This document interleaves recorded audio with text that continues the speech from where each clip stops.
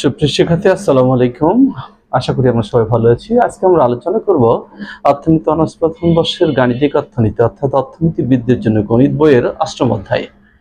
আমরা গত একটা ক্লাস নিয়েছি এই অধ্যায়ের উপর। আজকে নতুন একটা ক্লাস নেব। আমাদের অঙ্কটা যদি এমন হয়, y সমান x³ প্লাস কত 6x² প্লাস 12 অপেক্ষকটির সর্বোচ্চ বা সর্বনিম্ন মান নির্ণয় করো।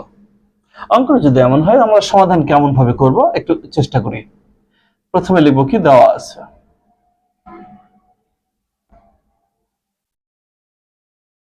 y সমান কি দেওয়া আছে, x³ প্লাস কত 6x² প্লাস কত 12। এখন কি লিখবো আমরা, ভাষা লিখবো একটু, সর্বোচ্চ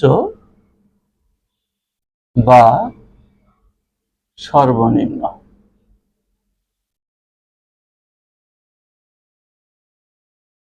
মানের জন্য অগ্রসর হয়।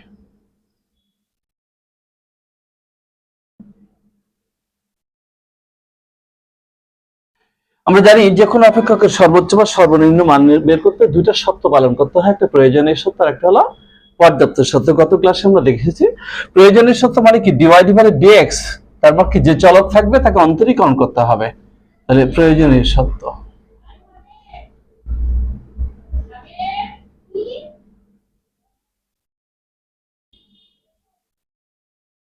প্রয়োজনীয় শর্ত কি, ডিওয়াই ডিভাইডেড কি ডিএক্স, এটা সমান কি হবে, 0 হবে।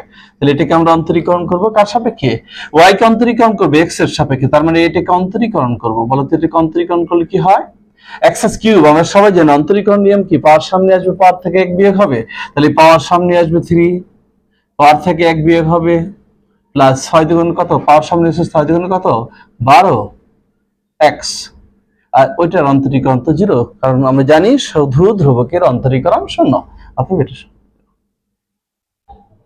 আমরা যদি এখানে 3 কমন নিই বা 3x কমন নিই, তাহলে কত আসবে, এখানে থাকবে x প্লাস কত 4 সমান সমান 0। পরের লাইনকে আমি লিখতে পারি 3x সমান সমান 0 অথবা x প্লাস 4 সমান 0। তাহলে আমরা এখানে কি পাই, x সমান কত 0 এবং এখানে কি পাই,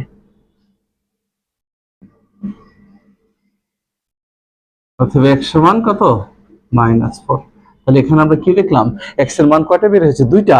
এর আগে যখন আমরা অঙ্ক করছিলাম গত ক্লাসে, তখন আমরা x এর মান কিন্তু একটা পেয়েছিলাম, আর এখন কয়টা পেয়েছি, দুইটা, একটা 0 আর একটা কত -4। আচ্ছা ঠিক আছে, আমরা প্রয়োজনীয় শর্ত শেষ করার পরে পর্যাপ্ত শর্ত অগ্রসর হই।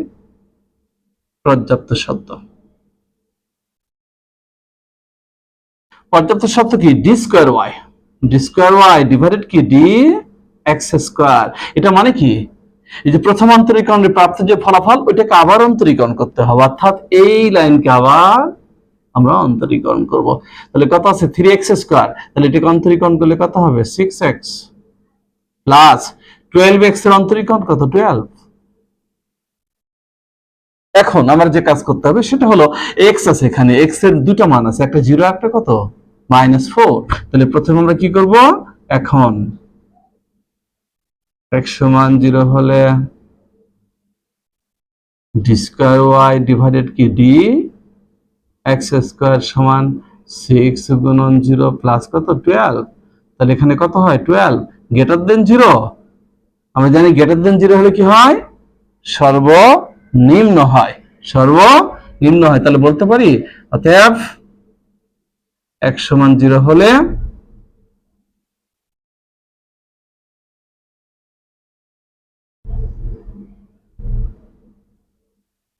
অপেক্ষকটি সর্বনিম্ন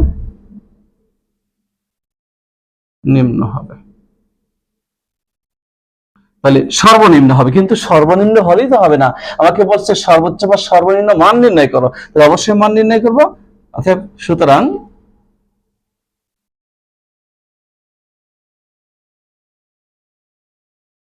সর্বনিম্ন মান, এই যে আমার সমীকরণ আছে কত,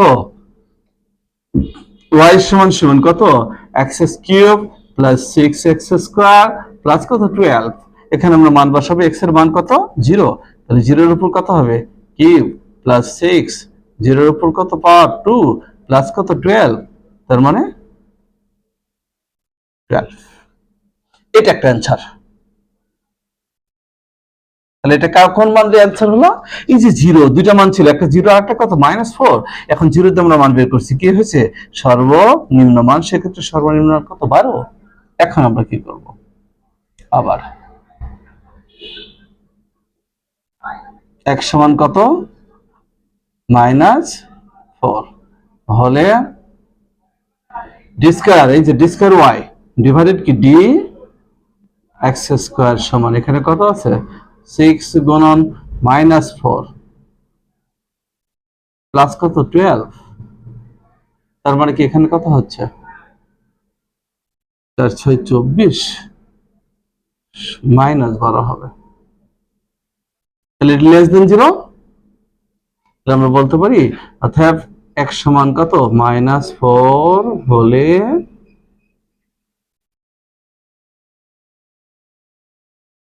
অপেক্ষকটির, আমরা জানি মাইনাস হলে কি হয় লেস দেন হয়, লেস দেন হলে কি হয় সর্বোচ্চ হয়, তাহলে হলে অপেক্ষকটি কি হবে সর্বোচ্চ হবে।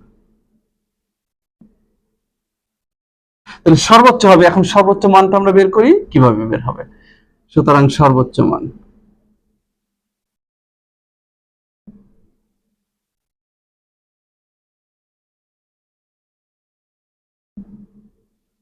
y সমান আমার সমীকরণ কি x কিউব প্লাস কত 6x স্কয়ার প্লাস কত 12, এখানে মান বসাবো আমরা, x এর মান কত -4, তাহলে -4 তার উপর কত কিউব প্লাস কত 6 -4 তার উপর স্কয়ার প্লাস কত 12, এইটা এখন ক্যালকুলেশন করলে কত হবে 44, এটা অ্যান্সার। তাহলে এখানে আমরা কি পেলাম, কোন অপেক্ষকে দুই ধরনের মান পেয়েছি আমরা, একটা সর্বোচ্চ আর একটা কি সর্বনিম্ন। x এর মান 0 হলে সর্বনিম্ন হয়েছে, সেক্ষেত্রে সর্বনিম্ন মানের পরিমাণ কত 12, আবার x এর মান -4 হলে অপেক্ষকটি কি হয়েছে সর্বোচ্চ হয়েছে, তখন সর্বোচ্চ মান কত 44। আমরা আশা করি বেশ সুন্দর বুঝতে পারছি। Thank you.